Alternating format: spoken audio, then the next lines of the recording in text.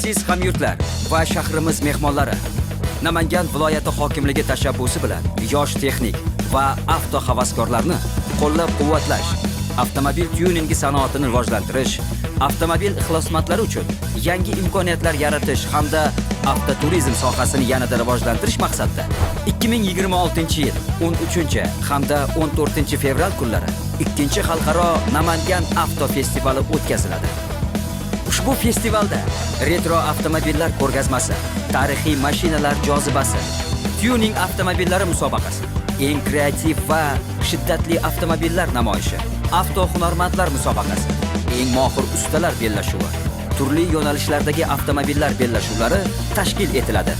Shuningdek, festival dasturi doirasida shahar bo'ylab avtoparad, avto auksion hamda ehtiyot qismlar yarmarkasi, qimmatbaho sport avtomobillari namoyishi, karting va sport musobaqalari hamda konsert shousi dasturlari o'tkaziladi. G'oliblarni qimmatbaho sovrinlar kutmoqda. 13-14 fevral kunlari Afsonalar vodiysida ko'rishguncha.